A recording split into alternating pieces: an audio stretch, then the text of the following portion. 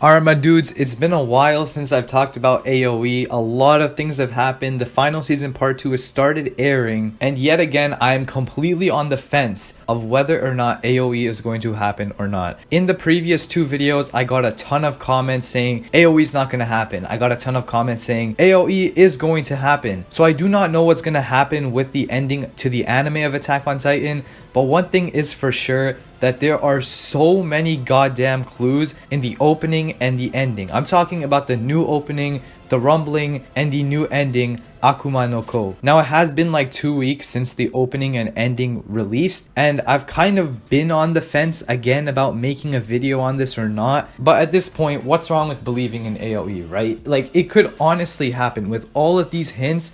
Like, there's gotta be a reason, right? It could honestly happen. Now, just because I believe in AoE, it does not mean that I hate the manga ending. A lot of people just automatically assume that because I want the anime to have a different ending, it means I hate the manga ending. That's not the case. In fact, after watching a bunch of videos talking about the ending, and after reading it multiple times over and over again, and looking back at the foreshadowing, I actually think the manga ending fits perfectly with what the story of Attack on Titan was based off of.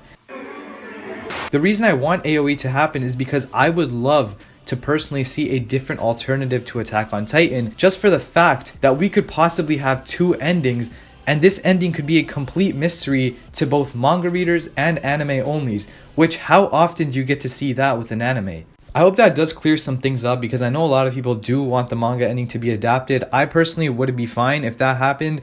I wouldn't mind it at all, but to see AoE actually happen would literally make probably storytelling history, because this is just gonna be crazy if it happens. I've stalled enough of your time. You read the title, you saw the thumbnail. I'm going to be talking about why the new opening and the new ending of Attack on Titan Final Season Part 2 indeed does foreshadow a potential anime original ending. If you are ready for a lethal dose of hopium, make sure you smack that like button, and if you're new here, sub to the channel, because this AoE stuff is kind of crazy, and whenever I get a chance, I'm going to talk about it. So let's go. This is going to sound kind of stupid to a lot of you, but literally the first scene of the opening is Eren's eye opening. Okay, Eren's eye is opening. This kind of does symbolize him waking up from a dream. If I had to say why they put this in, it kind of would make sense if that's the reason why they put this into the opening. And it's very interesting how it's the first scene, like he's waking up from a dream from the manga. I mean, it does make a lot of sense, but it's probably just a little subtle thing that they added into the opening. But don't worry, I'm gonna get into some more deeper stuff. A lot of AoE believers have already probably picked up on this, but if you take a look at about 20 seconds into the opening, when the lyrics sing, "All I ever wanted to do was do the right things, I never wanted to be the king." In this scene, Eren is walking to the left, and you can see that there are white birds on the ground. These aren't like half white, half black, or half white and another color. They're literally like pure white birds. And when Eren is walking to the left, it zooms in very closely, and it makes it very clear that the white birds here are flying in the other direction,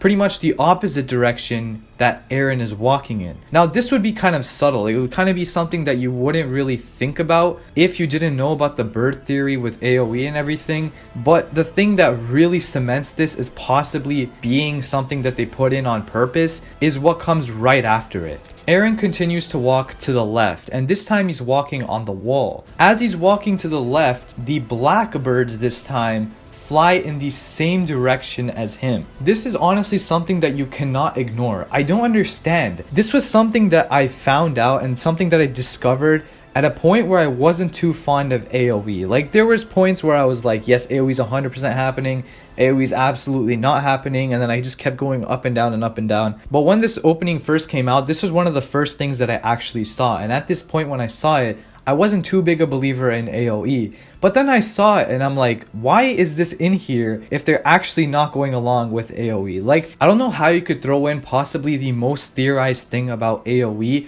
literally into your final opening and expect people to just look past it. Like, there's absolutely no way that Mappa did not plan to put this into the opening. There has to be some kind of symbolism here. So if you think about it logically, he's walking in the opposite direction from the white birds, and the white birds represent the birds in the manga. The birds in the manga in almost every scene, I think, are literally white birds.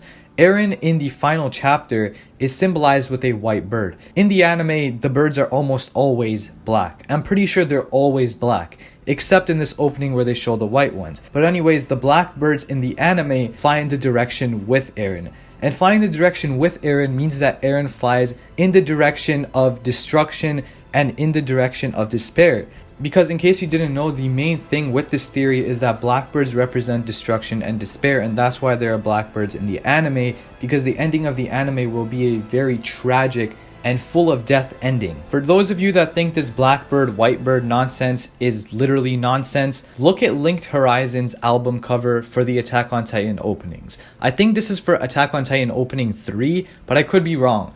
This is Linked Horizon's official album cover. Look what's on the album cover. This is Adult Eren before Adult Eren was ever in the anime, and it's a white bird and a black bird side by side. And on the logo of the writing, there are 2 wings. I don't even know what to say. And guess what? What's Eren holding? What are those things on Eren's arms? I could be blind. The prescription on my glasses could be too weak, but I think those are indeed black feathers. Okay, everyone knows the thing with the butterfly, and I mentioned the whole Lost Girls OVA in my previous AoE videos, and a bunch of people came in the comments and were like, the butterfly is from the Lost Girls OVA and the OVA is not canon. Not to be fair, I didn't actually know that the OVA was not canon, but now I do know that it's not canon. But that doesn't stray away from the fact that there's a reason why they put the butterfly in that OVA. Why would the butterfly be in the OVA and then the butterfly be in a canon opening? Like, what do you think that suggests? A lot of people say that Eren is absolutely not going to kill his friends. And I agree with you. Like, Eren is not out of nowhere just going to stomp Mikasa and Armin to the ground while knowing that it's Mikasa and Armin. That's the thing. You see, Eren didn't intentionally kill his mother. Eren killed his mother without knowing that he was going to kill his mother. He let Dinah go past Bertolt and instead go to his mother, which is why his mom died. He didn't intentionally make Dinah eat his mom. He didn't intentionally kill Hanji. He didn't intentionally kill Sasha. All of his actions led to the deaths of his comrades, but they were because of his actions, not because of something he himself did. So if this butterfly really does mean that Mikasa is going to die in AoE, then that means that Eren unintentionally kills Mikasa, with maybe the rumbling or with Mikasa just dying in some other way, which I have no clue how she would die. In all honesty, I have kind of a hard time believing that Eren would intentionally kill his friends, and I think that's absolutely ludicrous to think. So I think that he will unintentionally, potentially kill Mikasa, because you know the whole thing with Mikasa and the time loop theory. If that is actually the case, then Mikasa dying would make a lot of sense in AoE.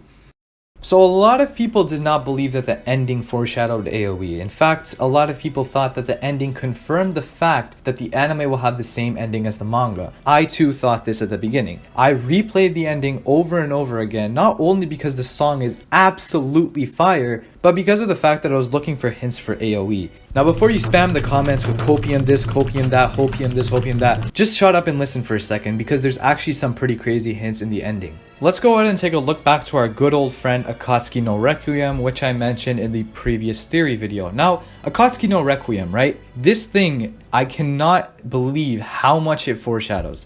I cannot believe how much this music video foreshadows AoE potentially happening. So let's take a look. So in Akatsuki no Requiem, we're shown like this little white fluff thing with like an arrow on its head and holding a spear, right? The collective assumption is that this white thing is Kid Eren. So Kid Eren in Akatsuki no Requiem is this white thing. And to be honest, if you take a look at the music video and the parts that this white thing does show up in, it makes a lot of sense that this white thing represents Kid Eren. In Akatsuki no Requiem, this white thing is holding a spear. What is Kid Eren holding in the opening? A knife. I think you can get where I'm going with this. If you put these two scenes side by side with Kid Eren in Akatsuki no Requiem and Kid Eren in the final season part 2 ending, it does look very similar. And if this white thing does actually represent Kid Eren, then it's literally the same exact thing.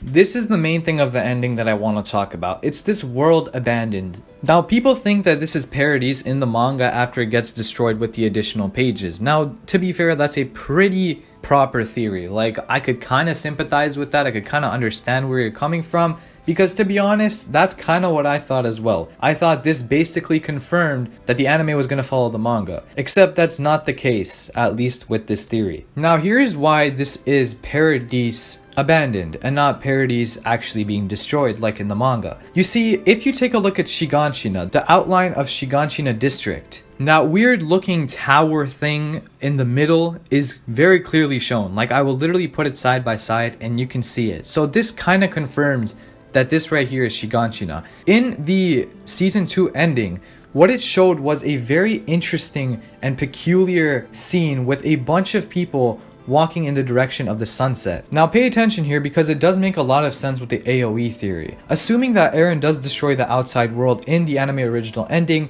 and assuming that there is no humanity left outside of the walls, then that would mean that the people living in Paradise would obviously expand their territory and go live in the outside world. Because why would you trap yourself on a little tiny island with no resources when you literally have an entire world out there waiting for you? So it would make sense that the inhabitants of Paradise Island would go and live outside in the outside world. And that's what the ending of season 2 foreshadows with this scene right here, with these bunch of people kind of dressed like the subjects of Ymir walking towards the sunset. I think this just makes too much sense. They're walking towards the sunset, they're walking to the outside world after the world has been destroyed.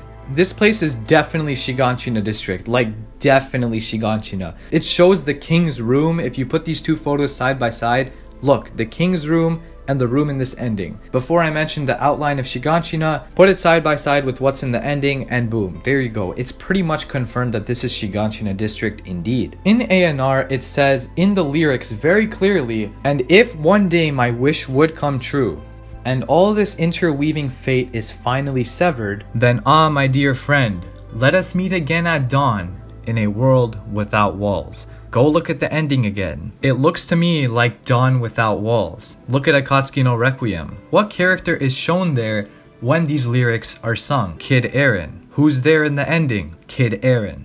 Now, another subtle thing that I saw with this ending is that if you look at this scene, you can see in the distance that there are like broken craters that are in the shape of the walls on Paradise Island. Now, we know that the walls on Paradise Island are all gone because of the rumbling, so this would somehow be some kind of symbolism probably put in by Mappa, just to symbolize and confirm the fact that this is in fact Shiganshina and this is in fact Paradise Island. Maybe this is just a little subtle hint. It probably is just a coincidence of some sorts, but it does kind of look like the walls, and I found that to be very interesting. Okay, I'm gonna be honest, I actually thought that was all I was going to have to record for this video, but it turns out that the recent episode of the final season part 2 showed some very interesting things in what were supposedly the memory shards from the manga. This is kind of crazy. I honestly did not expect this, and when it did happen, I had a bunch of comments just spamming me about AoE and how this stuff foreshadows AoE, so I had to include it into this video. The first thing everyone is talking about is Nerd Mikasa and Goth Armin. This can be seen at about 15 minutes and 50 seconds into the third episode of the final season part 2. If this didn't already confirm it in the manga, it definitely confirms it in the anime. Attack on Titan has something to do with multiple timelines. A lot of people disagree with this fact, but I think with this being included into the anime, it's almost a given fact that Attack on Titan has different timelines, whether they include it into the canon material or not. The reason why Attack on Titan has multiple timelines, and the reason this Goth Mikasa and Nerd Armin thing is actually relevant to this theory, is because Isayama himself confirmed that Attack on Titan AU is canon material. Meaning that Goth Mikasa and Nerd Armin being in these memories is canon material. What do you think that means? It's not as if they skipped over this scene like they did with many others in the manga. This was one of the smallest memory shards in the manga, and yet they included it. Why do you think that is? Because it must have some sort of significance in foreshadowing. Secondly is this very, very weird scene. I did not expect this at all when I was going back and looking at these memories. So there's this weird, like, I don't even know how to explain it, this weird, like, sauna scene, right? This is at about 15 minutes and 44 seconds into the episode. I don't understand this at all. And what caught my eye immediately was that I remember seeing a cover art that was similar to what they put into these memory shards.